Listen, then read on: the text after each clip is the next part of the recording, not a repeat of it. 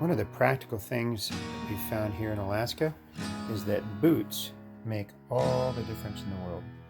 I've literally seen, for the 17 years I've been here, people going in to Walmart with sandals on at 20 and 30 below.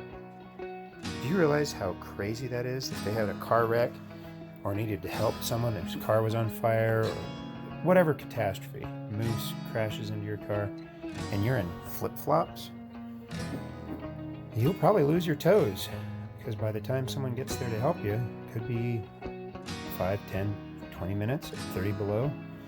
Your flesh is not going to appreciate you. So whenever we go snowmobiling, whenever we go to town, we always pretend like we're going to be spending some time out waiting for somebody, especially at night. And one of my favorite things in the wintertime is to always use polyester thin socks. Nothing. Oh my word.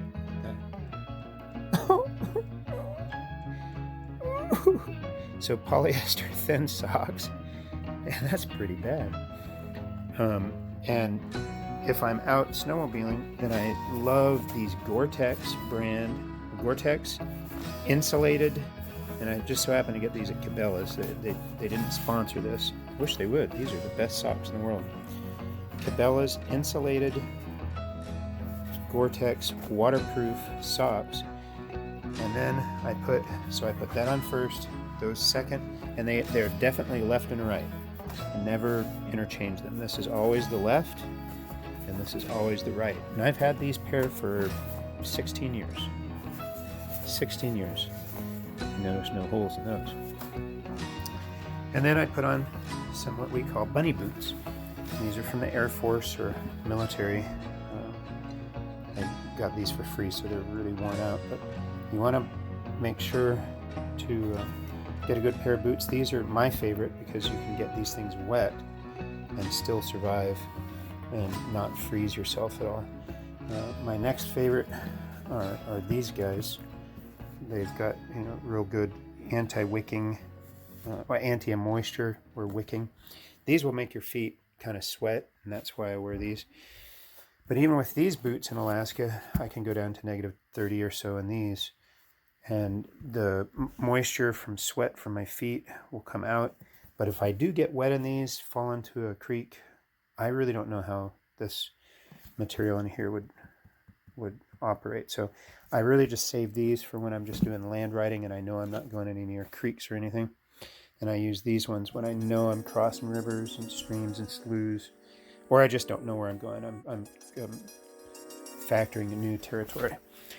The last thing that I highly recommend are a good pair of Gore-Tex gaiters.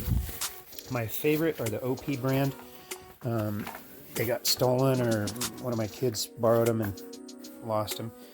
But a good pair of gaiters also goes a long ways for snowmobiling. And don't see a whole lot of people doing that. And I tell you, my feet are astronomically warm with this combination of things. Now, just go into town, I just wear the socks and the bunny boots. Or these guys are kind of my more town boots. They look good. But you definitely, on the ice, you want something that's really got soft rubber. Look at that. There's no traction to these things. There's nothing there.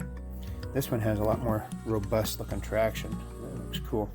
But the more important than the traction is the softness of the subs rubber, so that at cold temperatures it doesn't turn rock hard and then you slip. I have a pair of boots that I love for summer, but during the winter time they are like walking on ice concrete. They just are horrible. So anyway, hopefully this is helpful. I would say of all the most important things, a good pair of waterproof boots, and then these Gore-Tex waterproof breathable socks are the most important. And that keeps my wimpy feet warm, because I am definitely a wimp when it comes to being cold. Hopefully this is helpful. Give me a email or get a hold of me on questions about practical footwear for Alaska or cold weather. And obviously I'm not talking about rock climbing or any expeditions like that, but this is just normal activities. And if you have questions about the normal Christian videos that I have on there, please email as well. All right. Well, bless you guys.